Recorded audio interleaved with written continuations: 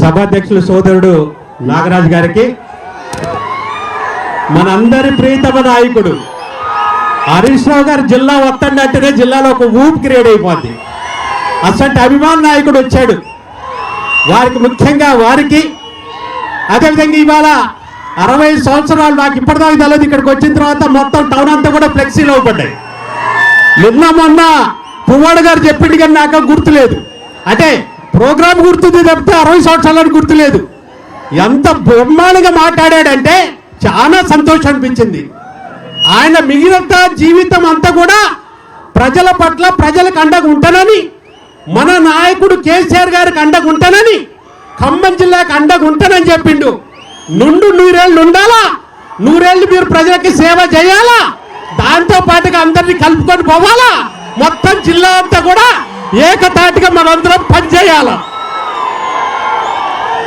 అదేవిధంగా మన రాజ్యసభ మన సోదరుడు రవి గారికి, సీనియర్ నాయకులు మన వెంకట వీరయ్య గారికి, మన మధు గారికి, మచ్చ గారికి, తాటి గారికి వేదిక మీద బ్రహ్మాండమైన నాయకత్వం ఉంది.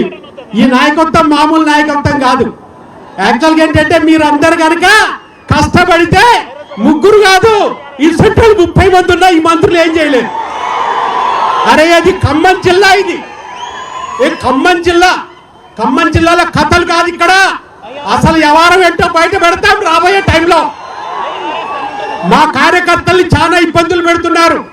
నేను ఇంతకు ముందు మీటింగ్లలో కూడా చెప్పినా, రోజులు దగ్గరకు వచ్చినప్పుడు ఎగిరెగిరి పడతారట. అంత ఎగిరెగిరి పడతారు ఇప్పుడు ఒక్కొక్కడు. అందుకని చెప్పేసేసి మా కార్యకర్తల జోలికి ఇప్పటి నుంచి అయినా కూడా జాగ్రత్తగా ఉండమని. అధికారం శాశ్వతం కాదు, అభివృద్ధి శాశ్వతం, ప్రజాసేవ శాశ్వతం, ప్రజలకు అండగుంటం శాశ్వతం. అంతేగాని అధికారం ఉంది కానీ అడ్డగోలుకి ఇష్టం వచ్చినట్టు చేస్తే మట్టికి ప్రజలు ఎవరు కూడా సహించరు. అందుకని వాళ్ళందరూ కూడా జాగ్రత్తగా ఉండి ముందు చెప్తున్నా. ఏదేమైనా కూడా అన్ని విషయాలు కూడా పువ్వాడు గారు చెప్పారు.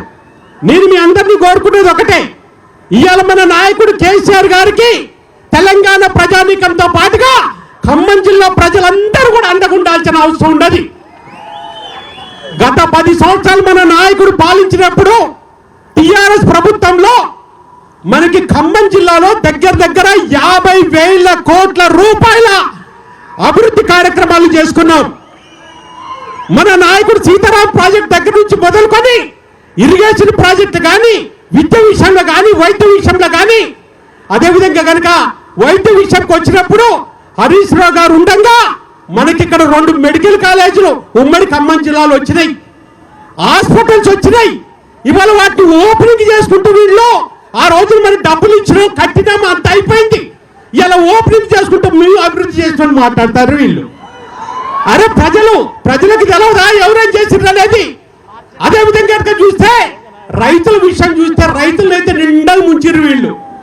ఆ రోజున మన నాయకుడు రైతులు బాగుండాలా, పల్లెలు బాగుండాలా, పల్లె ప్రజలు బాగుండాలా, బడుగు బలహీన వర్గాలు బాగుండాలని మన నాయకుడు కేసీఆర్ గారు అంటే, మీరు అందరూ కూడా రైతు బంధు కానీ, రైతు బీమా కానీ, కళ్యాణ లక్ష్మి కానీ, ఛాతి భూమారం కానీ, ఆ విధంగా బ్రహ్మాండమైన పథకాలు భారతదేశ చరిత్రలో ఎక్కడా లేని మంచి పథకాలు పెట్టి బ్రహ్మాండంగా పాలించుకుంటే టైంలో, బ్రహ్మాండంగా తెలంగాణ పచ్చబడుతున్నట్టు టైంలో ఈ దుర్మార్గపు వాళ్ళు వచ్చి అలివి కానీ అన్ని హామీలు ఇచ్చి అది చేస్తామని ప్రజల్ని మోసం చేసిండ్రు.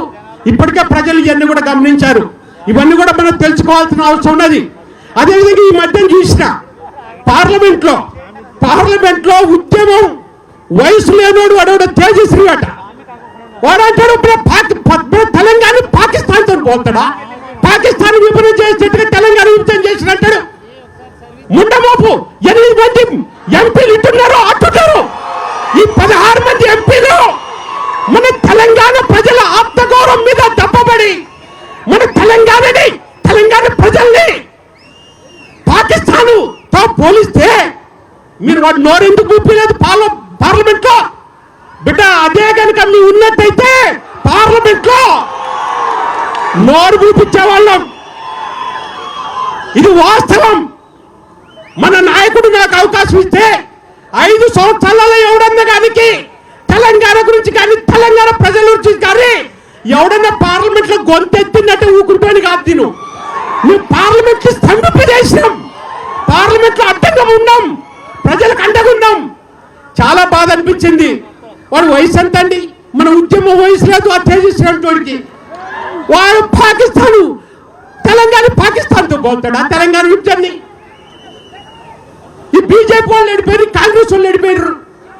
ఎంత బాధ అనిపిస్తుంది అంటే, ఎందుకంటే పార్లమెంట్ లో తెలంగాణ బిల్లు పెట్టినప్పుడు మన నాయకుడు చావు బతుకులు ఉన్నప్పుడు, అప్పుడు నేను వేరే పార్టీలు ఉన్నా కూడా ఒక తెలంగాణ బిడ్డగా తెలంగాణ రక్తం నాలో ఉంటది కాబట్టి ఆ రోజున నేను వేరే పార్టీలు ఉన్నా కూడా బిల్లు పెడితే మొదటి ఓటేస్తానన్నా. అన్నట్టుగానే బిల్లు పెట్టినప్పుడు మొదటి వాయిస్ ఓటు నేనే వేసిన. దానికి సాక్ష్యమైన కేసీఆర్ గారు కూడా నాతో పాటు ఉన్నాడు.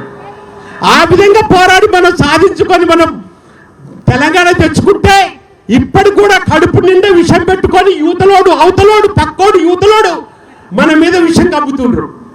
అయితే మరి వీళ్ళు బతికి వీళ్ళేం చేస్తారు?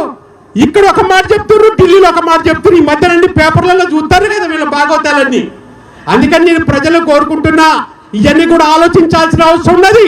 మళ్ళా తెలంగాణ అన్ని విధాలు కూడా డెవలప్మెంట్ కావాలంటే మళ్ళా కేసీఆర్ గారు వస్తేనే అది సాధ్యపడుతుంది. జిల్లా ప్రజలతో పాటుగా రాష్ట్ర ప్రజలందరూ కూడా కేసీఆర్ గారిని ఆశీర్వదించాలని మిమ్మల్ని కోరుకుంటున్నా. ఇంకా నాకు చాలా చెప్పాలని ఎంత బ్రహ్మాండంగా మామూలు లేదు. నేను లోనికి రావాలని చాలా టైం పట్టింది. మన కార్యకర్తలు మామూలు హుషారుగా లేరు. వదిలిపెడితే ఎవరినైనా సరే ఎదుర్కోవటానికి మన రెడీగా ఉన్నారు మన కార్యకర్తలు. అంత హుషారుగా ఉన్నారు. చాలా సంతోషం. పువ్వాడు గారు మళ్ళీ ఒక్కసారి నిండు 100 ఏళ్ళుగా మీ ఆయుష్ ఉండాలని మీరు ఒక మాట చెప్పారు, మనసులో ఉన్న మాట చెప్పారు. ఇంతకు ముందు నాకు కొద్దిగా ఆరోగ్యం ఉండే, ఇప్పుడు రెడీగా ఉన్నానని. అదే కావాలా మనకి, ఇవాళ అదే కావాలా.